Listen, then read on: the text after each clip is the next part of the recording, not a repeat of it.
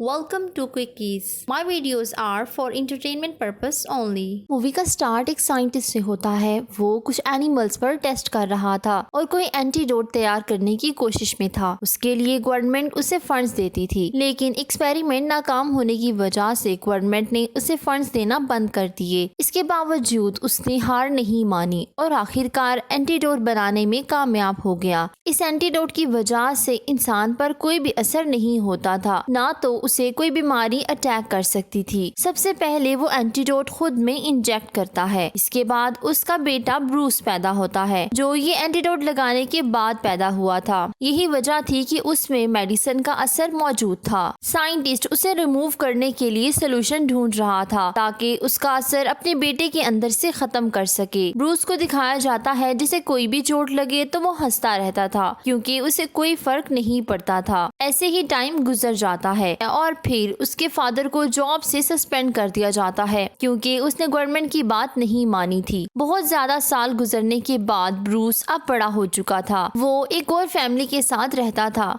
उसे बताया गया था कि उसके पेरेंट्स की डेथ हो चुकी है। ब्रूस भी अब साइंटिस्ट बन चुका था और उसे अपनी कोलीग रोज बहुत पसंद थी। दोनों एक दूसरे को लाइक करते थे। ये लोग रिसर्च कर रहे थे कि जख्मों को कैसे ठीक किया जाए। थोड़ी देर बाद एक आर्मी ऑफिसर उन्हें अपने साथ काम करने की ऑफर देता है, लेकिन वो लोग ये कहकर इनकार कर देते हैं कि हम तो पूरी दुनिया को फायदा देना चाहते हैं। आर्मी ऑफिसर उन्हें वार्न करके चला जाता है। रोज को एक स्ट्रेंज आदमी नजर आता है जो वहाँ की सफाई कर रहा था। वो ब्रूस का बाल उठाकर चला जाता है। ये स्ट्रेंज आदमी कोई और नहीं बल्कि ब्रूस के रियल फादर थे, जिनके बारे में बताया गया था कि वो मर चुके हैं। वो ब्रूस के बाल के थ्रू डीएनए टेस्ट करना चाहते थे। ब्रूस और रोज के काम करते हुए रेज मशीन खराब हो जाती है। मशीन ठीक करते हुए ये रेज ब्रूस पर पड़ती हैं। ब्रूस रेज पड़ने की वजह से बेहोश हो गया था। सीन्स एक हॉस्पिटल पर शिफ्ट होते हैं,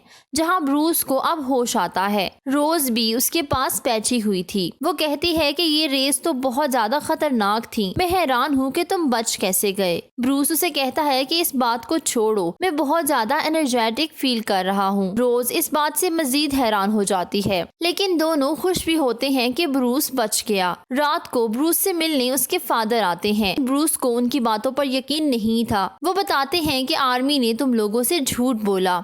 रोज भी उसी जनरल की बेटी है जिसने मेरी रिसर्च को रोका था। ब्रूस कहता है कि मैं कैसे आपकी बातों का यकीन कर लूं, आप इतने टाइम बाद आए हैं। ब्रूस के फादर उसे ये भी बताते हैं कि जो चीज तुम ढूंढ रहे हो वो तुम्हारे अंदर मौजूद है। ब्रूस को कुछ भी समझ नहीं आ रही थी। ब्रूस बताता है कि बहुत टाइम से मैं रोज को जानता हूँ और लाइक करता हूँ। सीन्स कट हो जाते हैं और ब्रूस अपनी लैब में नजर आता है। उसे अपने फादर की बातें सोच सोच कर गुस्सा आ रहा था। यही वजह थी कि उसकी बॉडी में चेंजेस आने लगते हैं। गुस्सा आने की वजह से वो बहुत बड़ा और ग्रीन कलर का हो जाता है। वो द हल्क बन चुका था।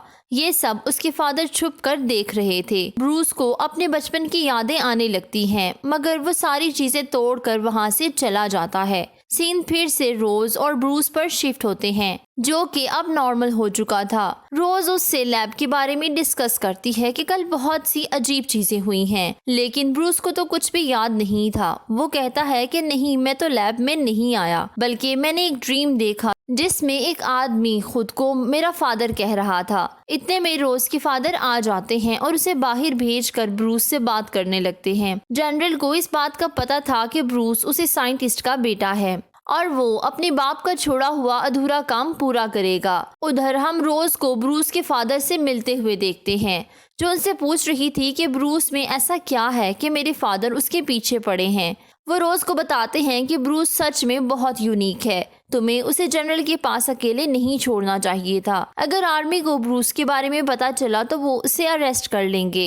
सीन ब्रूस और जनरल पर शिफ्ट होते हैं, जो कि ब्रूस से उसके फादर के बारे में पूछ रहे थे। ब्रूस बताता है कि मैं नहीं जानता, मुझे सिर्फ इतना पता है कि उनकी डेथ हो चुकी है। जनरल ये सुनकर उससे कहता है कि तुम्हारे फादर को जेल में डालने वाला मैं हूँ और अगर तुम मुझसे गलत बयानी करोगे तो मैं तुम्हें भी जेल में डाल दूंगा। ब्रूस कहता है कि मुझे कुछ भी याद नहीं है। जनरल ब्रूस को अपनी बेटी से दूर रहने का भी कहता है। रात को फिर से ब्रूस को अपने फादर की कॉल रिसीव होती है। ब्रूस अपने फादर से गुस्सा था कि आपने मेरे अंदर कौन सी बीमारी इंजेक्ट की है। ये सुनकर ब्रूस के फादर कहते हैं कि ये कोई बीमारी नहीं बल्कि पावर है, तुम इसे यूज करो। ब्रूस इसे खत्म करने का कहता है तो ब्रूस के फादर कहते हैं वैसे भी रोज अब तुम्हारे साथ नहीं रहेगी क्योंकि तुम्हारे डीएनए से मैंने कुछ क्रिएचर्स बनाए हैं जो मैंने उसके घर की तरफ भेज दिए हैं। ब्रूस कॉल काट कर फौरन रोज की तरफ जाता है।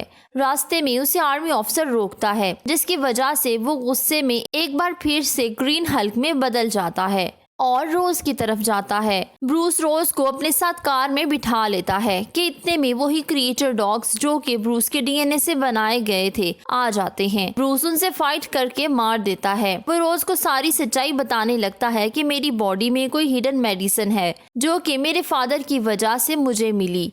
रेज लगने की वजह से जब भी मुझे गुस्सा आता है तो मैं हल्क में बदल जाता हूँ। रोज उसे तसल्ली देती है और हमेशा उसका साथ देने का वादा करती है। नेक्स्ट डे रोज अपने फादर से ब्रूस के लिए हेल्प मांगती है मगर वो तो पहले ही मौके की तलाश में थे। वो फौरन से आर्मी भेजते हैं और ब्रूस को बेहोश करके आर्मी जनरल के पास ले आते हैं। रोज उसे कहती है कि मैं तुम्हें बचा लूंगी। वो अपने फादर से पूछती है कि आप ब्रूस से इतनी नफरत क्यों करते हैं। जनरल कहता है कि ये हमारे लिए खतरा है और अपने डैड की तरह साइंटिस्ट है, इसलिए वो ब्रूस को बेहोश रखना चाहते थे। रोज अपने फादर से इजाजत लेकर ब्रूस से मिलने आती है और उसके साथ सारा दिन स्पेंड करती है। उसके फादर रोज से कहते हैं कि आज के बाद तुम ब्रूस से कभी भी नहीं मिलोगी क्योंकि कुछ लोग उसे लेकर जा रहे हैं। उधर जब ब्रूस के फादर को पता चलता है कि ब्रूस को पकड़ लिया गया है तो वो फौरन से लैब में जाते हैं जहां वो रेस मशीन मौजूद थी। वो रेस खुद पर डालने लगते हैं, इससे एक और रिएक्शन होता है और अब वो जिस चीज को हाथ लगाते थे उस जैसा बन जाते थे। वो ये रेस खुद को इसलिए लगा रहे थे ताकि अपने बेटे का मिशन पूरा कर सकें और उसे बचा सकें। अब ब्रूस के फादर रोज के पास जाते हैं और कहते हैं मुझे ब्रूस से मिलना है। रोज कहती है कि अब तो बहुत देर हो चुकी है। ब्रूस के फादर कहते हैं कि तुम अपने फादर को रोक सकती हो।